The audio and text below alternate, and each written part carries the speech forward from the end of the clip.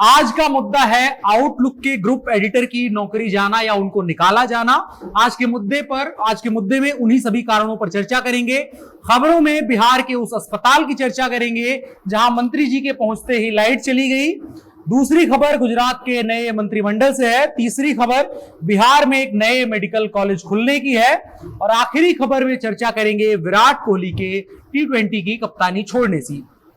नमस्कार, मेरा नाम है अनुराग मिश्रा और आप देखना शुरू कर चुके हैं हमारा रोजनामचा जनता जंक्शन शो। सबसे पहले बात आज के मुद्दे की। आज के मुद्दे में बात कर रहे हैं हम आउटलुक के ग्रुप एडिटर को निकाल दिया गया है। कोविड की दूसरी लहर के दौरान 13 मई को आउटलुक ने मिसिंग नाम से कवर स्टोरी की थी। मैगजीन के कवर इमेज द्वारा सरकार के कोरोना प्रबंधन पर तंज के माध्यम से करारा प्रहार किया गया था। गुमशुदगी के पोस्टर के लेआउट वाली कवर इमेज पर लिखा था, नाम भारत सरकार, उम्र 7 साल, सूचित करें भारत के नागरिकों को। जल्द ही इस कवर इमेज को लेकर विवाद शुरू हो गया जब इस संस्करण के लिए योगदान करने वालों में से एक महुआ मोहित्रा ने इस कवर इमेज और मैगजीन के ऑनलाइन संस्करण में अंतर दिखाया। इस ऑनलाइन संस्करण में एक नई तस्वीर छपी थी जिस पर अन्य योगदानकर्ताओं के साथ भानु प्रताप मेहता और महुआ मोहित्रा का नाम दर्शाया गया था। बाद में मैगजीन के मैनेजिंग एडिटर सुनील मेनन ने स्पष्ट किया कि चारों ओर दिखाई जा रही जो पहले वाली तस्वीर है, जो आपकी स्क्रीन पर अभी दिख रही है, वो एक ऑनलाइन प्रोमो है और दूसरी वाली जो है ये असली तस्वीर है। लेकिन आउटलुक के कर्मचारी के अनुसार गुमशुदगी वाले कवर इमेज के बाद इसे वापस लेने का बहुत ज्यादा दबाव था और आउटलुक कभी भी सरकार की पसंदीदा मैगजीन्स की फहरिस्त में नहीं रही। लेकिन दबाव के चलते मामला बिगड़ गया और इसको वापस लेना पड़ा। अब ये बातें आज क्यों बताई जा रही हैं? तो इसका कारण यह है कि आउटलुक के समूह के प्रधान संपादक रुबेन बनर्जी को हटा दिया गया है और स्क्रीन पर चल रहा यह कवर है जो उस वक्त प्रकाशित हुआ था, जिसके प्रकाशित होने के साथ ही मैनेजमेंट और स्टाफ में तनातनी बढ़ गई थी। आउटलुक मैगजीन के प्रधान संपादक रुबेन बनर्जी 11 अगस्त 2021 को इन्हीं सब के चलते कहा जाता है 1 महीने की छुट्टी पर चले गए थे। उनके इस कदम को ग्रुप से बाहर हो जाने के तौर पर देखा जाने लगा। तब कर्मचारियों को भेजे गए एक ईमेल में बनर्जी ने लिखा था कि मैं कल से 1 महीने की छुट्टी पर जा रहा हूं, मैं दिल्ली में ही रहूंगा, लेकिन किसी भी तरह के कॉल्स लेना पसंद नहीं करूंगा, कम से कम शुरू के कुछ दिनों के लिए। और इसके बाद उन्होंने कथित तौर पर अपनी छुट्टी बढ़ा दी। फिर जब 33 दिन बाद वो नौकरी ज्वाइन करने आज दफ्तर गए, काम काज शुरू करा, तो उसके 2 घंटे के बाद ही उनको उस पद से बर्खास्त कर दिया गया। इसके बाद ही कंपनी के प्रबंध निदेशक सुनील मेनन ने भी एक ट्वीट किया और कहा, अब यह अध्याय बंद होना चाहिए। रुबेन बनर्जी मेरे अंतिम संपादक थे, शुक्रिया। यानी उन्होंने भी नौकरी छोड़ दी। आउटलुक ग्रुप के 2 बड़े संपादकों ने आउटलुक को छोड़ दिया है। जाहिर है सरकारी दबाव से इनकार नहीं किया जा सकता है, लेकिन किसी भी कंपनी की पॉलिसी होती है, यह बात भी सामने आती है। लेकिन निजी मत बनाना ऐसे मसलों पर मुश्किल और संभवतः गलत है, लेकिन सरकारी दबाव पर बात किया जाना आवश्यक है। क्योंकि ये समझिए, अगर मीडिया संस्थानों पर दबाव होगा, उनके सवालों पर, उनके बातचीत करने पर रोक टोक होगी, तो यकीन जानिए कहीं से भी हम पॉजिटिव ग्रोथ की तरफ नहीं बढ़ेंगे। हालांकि कुछ अतिवादी संस्थान इसमें अपवाद हैं जिन पर रोक टोक लगाया जाना, जिन पर सवाल किया जाना जरूरी है, लेकिन आप उन्हीं के भरोसे चीजों को अगर जनरलाइज करके देखने लगेंगे तो हालात और खराब हो जाएंगे। ये कोर टेक्स्ट बुक परिभाषा होगी, लेकिन सच यही है कि पत्रकारिता सत्ता का सतत विपक्ष है और अगर आप इसके ऊपर दबाव बनाएंगे तो गलत होगा। चाहे वो राजनीतिक दबाव हो या उस संस्थान के बोर्ड ऑफ डायरेक्टर्स के जो फैसले होते हैं, उसमें कम से कम ना पत्रकारों के लिए कितना स्पेस होना चाहिए कि वो फ्री होकर के काम कर सकें। आप सकारात्मक आलोचना या कोरी आलोचना को किनारे रखकर कोई भी चीज नहीं चला सकते हैं। ये चीज आपको समझनी होगी, क्योंकि साल भर ही में इतना बड़ा प्रमोशन पाने वाला आदमी आपके अखबार या संस्थान के लिए नुकसानदेह तो नहीं रहा होगा।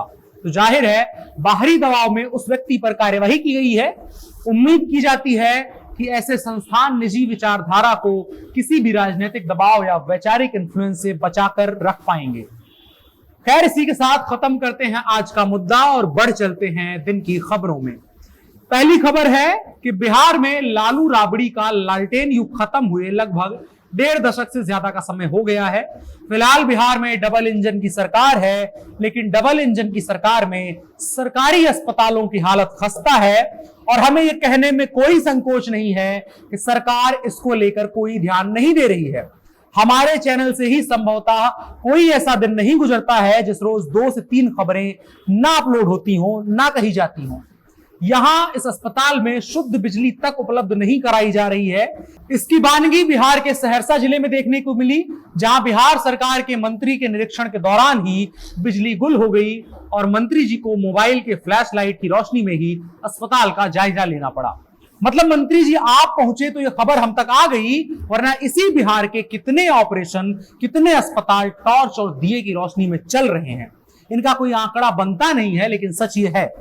हर बार सदर अस्पताल के प्रबंधक, सिविल सर्जन अपना बचाव ये कहकर निकल जाते हैं कि व्यवस्था में कोई कमी है, कुछ समस्याएं हैं, लेकिन इस बार सामने मंत्री थे तो व्यवस्था का दम घुट गया और वहां से खबरें बाहर निकल करके आ गई। आलम यह रहा कि मरीज मंत्री को भी टॉर्च की रोशनी में भी अपना काम करना पड़ा। अगली खबर गुजरात से है। गुजरात में एक झटके में ही पूरा का पूरा मंत्रिमंडल बदल दिया गया है। 2 दिन पहले मुख्यमंत्री ने शपथ ली थी और अब पूरे कैबिनेट में 24 मंत्री शामिल किए गए हैं और सभी के सभी नए हैं। यह पहली बार हुआ है कि कार्यकाल के बीच में ही मुख्यमंत्री सहित पूरे मंत्रिमंडल को बदल दिया गया है। क्या यह सरकार के विरोधी लहर से निपटने के लिए किया गया है? यह भी सवाल उठता है कि क्या रूपाणी सरकार से गुजरात में कम से कम पार्टी में बहुत ज्यादा नाराजगी थी? माना जा रहा है कि बीजेपी ने अगले साल होने वाले चुनाव से पहले गुजरात में उस मॉडल को अपनाया है जिससे सत्ता विरोधी या नेतृत्व विरोधी लहर को कम किया जा सके या खत्म किया जा सके। 2017 में दिल्ली एमसीडी चुनाव में बीजेपी ने ऐसी ही तरकीब अपनाई थी। उसने अपनी सभी पार्षदों के टिकट काट दिए थे। तब माना जा रहा था कि पार्षदों के खिलाफ दिल्ली वासियों की नाराजगी थी। नए चेहरों के साथ बीजेपी ने उस चुनाव में बढ़िया प्रदर्शन किया था। तो क्या गुजरात के विधानसभा चुनाव को लेकर पूरा मंत्रिमंडल बदला गया है और क्या बीजेपी के लिए ऐसा करना आसान रहा? दरअसल गुजरात बीजेपी में अंदरूनी कलह की खबरों के बीच ही आज शपथ ग्रहण हुआ है। कहा जा रहा है कि कैबिनेट में मंत्रियों को शामिल करने को लेकर विवादों के कारण बुधवार को शपथ नहीं हो पाई थी।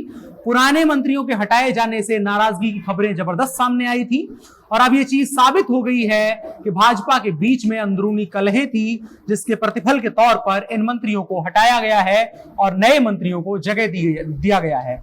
खैर, देखने वाली बात है कि आगे गुजरात भाजपा और वहां की सरकार आने वाले चुनाव के लिहाज से किस तरह से काम करती है। अगली खबर बिहार के छात्रों के लिए खुशखबरी है। बिहार के वैसे छात्र छात्राएं जो मेडिकल की तैयारी कर रहे हैं, यह खबर मूलतः उनके लिए है। अगले साल यानी 2022 में एक और मेडिकल कॉलेज बिहार में शुरू होने जा रहा है। ऐसे में मेडिकल कॉलेज में प्रवेश लेने के इच्छुक छात्र छात्राओं के लिए यह बड़ी खबर है। राजधानी पटना के बिहटा के ESIC हॉस्पिटल में नया मेडिकल कॉलेज खुलेगा। राज्य सरकार की ओर से मांग की गई थी, जिस पर विचार के बाद गुरुवार को केंद्र सरकार ने मेडिकल कॉलेज खोलने की मंजूरी दे दी है। अब 2022 सत्र से MBBS की 100 सीटों के लिए एडमिशन शुरू होगा। उम्मीद की जानी चाहिए कि बदलाव कुछ हो और यह बदलाव सकारात्मक हो, ना कि बाकी अस्पतालों और मेडिकल कॉलेजों जैसे, जिनकी बदहाली से आप वाकिफ हैं, उनके जैसे बर्बादी की नई इमारत लिखी जाए। खैर, मेडिकल की तैयारी करने वाले बच्चों के लिए अच्छी खबर है, तो ज्यादा कुछ कहना सुनना फिलहाल के लिए ठीक नहीं है। अगली और आखिरी खबर खेल से है, जहां भारतीय क्रिकेट टीम के तीनों फॉर्मेट के कप्तान विराट कोहली ने क्रिकेट के सबसे छोटे फॉर्मेट की कप्तानी छोड़ने की घोषणा की है। लंबे समय से उनकी कप्तानी को लेकर बातें की जा रही थी। कुछ दिनों पहले ही यह खबर सामने आई थी कि वो T20 विश्व कप खत्म होने के बाद इस फॉर्मेट की कप्तानी छोड़ देंगे। आज शाम उन्होंने सोशल मीडिया के जरिए इस बात की जानकारी दी। टीम इंडिया के कप्तान विराट कोहली ने ट्विटर के जरिए इस बात का ऐलान किया कि वो T20 वर्ल्ड कप 2021 के बाद भारतीय T20 टीम की कप्तानी छोड़ देंगे। इसके बाद वो भारतीय वनडे और टेस्ट टीम की कप्तानी करते रहेंगे। विराट कोहली के इस कदम के बाद अब पूरी संभावना है कि रोहित शर्मा को भारतीय T20 टीम की कप्तानी सौंपी जाएगी। रोहित शर्मा आईपीएल में सबसे सफल कप्तान है और उनका रिकॉर्ड शानदार है। विराट कोहली ने अपने ऊपर लगातार बढ़ते दबाव की वजह से यह कदम उठाया है। कम से कम एक प्रारूप की कप्तानी छोड़ने के बाद उनके ऊपर से दबाव हटेगा और वो ठीक तरीके से अपनी बल्लेबाजी पर ध्यान दे पाएंगे। काफी दिनों से अटकलें लग रही थी कि विराट कोहली कप्तानी छोड़ देंगे। टाइम्स ऑफ इंडिया ने छापा भी था कि विराट की कप्तानी चली जाएगी, लेकिन अब इस बात की पुष्टि हो गई है कि विराट 2020 से कप्तानी छोड़ देंगे। हालांकि तब टाइम्स ऑफ इंडिया की इस खबर को झूठा करार दिया गया था। व्यक्तिगत रूप से मैं भी रोहित शर्मा का फैन हूं और रोहित को कप्तान के तौर पर देखना चाहता हूं। इस खुशखबरी को सुनाने के बाद मुझसे रुका नहीं जा रहा है। मैं सोच रहा हूं जल्दी से जाकर ट्विटर पर 2-3 मीम पोस्ट कर दूं, और खास करके वो थेनोस वाला टीओआई की फोटो के साथ they called me a madman वाला। खैर, खत्म करते हैं आज का जनता जंक्शन शो। इसी के साथ कल फिर मुलाकात होगी। तब तक के लिए मुझे दीजिए इजाजत। अपना और अपनों का बहुत ख्याल रखिएगा। शुभ रात्रि। अगर आप ये वीडियो यूट्यूब पर देख रहे थे तो चैनल को सब्सक्राइब करें, फेसबुक पर देख रहे थे तो फेसबुक पेज को लाइक करें और वीडियो को और लोगों के साथ भी साझा करते रहें। नमस्कार।